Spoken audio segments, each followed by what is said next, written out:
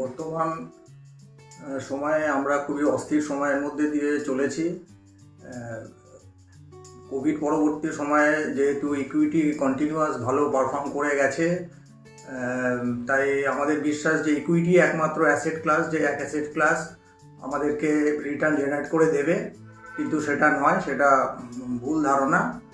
মার্কেটে অনেক asset class আছে, বিশেষ করে আইসিআইসিআই প্রুডেন্সিয়ালের একটি অ্যাসেট আছে, যেটা আইসিআইসিআই প্রুডেন্সিয়াল অ্যাসেট অ্যালোকেটর ফান্ড, যারা রিসার্চের থ্রু দিয়ে এরা নিয়ে এসেছে, যে ফান্ডটার মধ্যে মানে ডিফারেন্ট অ্যাসেট ক্লাস আছে, not only equity but also মানে ডেট এবং আলাদা আদার্স ডিফারেন্ট অ্যাসেট ক্লাসের মধ্যে গোল্ড এবং এটসেট্রা অনেক অ্যাসেট আছে।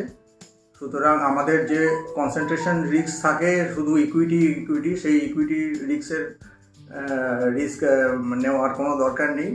মানে সব মিলিয়ে একটা ভালো মানে রিটার্ন জেনারেট হয়, এখানে মডারেট রিটার্ন জেনারেট হয় এই অ্যাসেটের মধ্যে দিয়ে, এবং এটা পরিচালনা করে আইসিআইসিআই প্রুডেন্সিয়ালের যারা দক্ষ ফান্ড ম্যানেজার আছে, সেটা মানে তারা মানে যা ডেটা আছে সেই ডেটা মানে অনুযায়ী তারা এটাকে ইনপুট করে আর কি, যে কখন ইকুইটি করবে, কখন ডেট করবে, কোন অ্যাসেটের মধ্যে কতটা অ্যালোকেট করবে।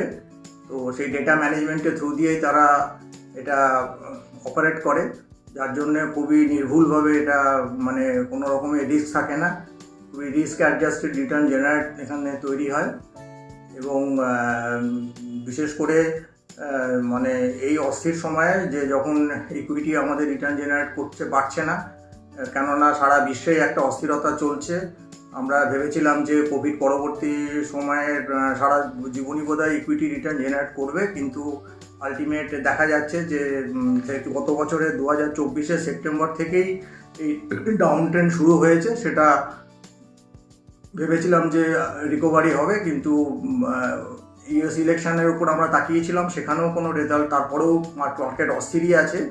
এবং তারপরে আমরা বাজেটের দিকে তাকিয়েছিলাম, যে বাজেট আমাদেরকে অনেক ভালো অপরচুনিটি দিয়েছে, মার্কেট ফ্রেন্ডলি বাজেটও হয়েছে, কিন্তু তাও ইকুইটি রিকভারি হয়নি, কারণ গোটা বিশ্বই অস্থির হয়ে আছে।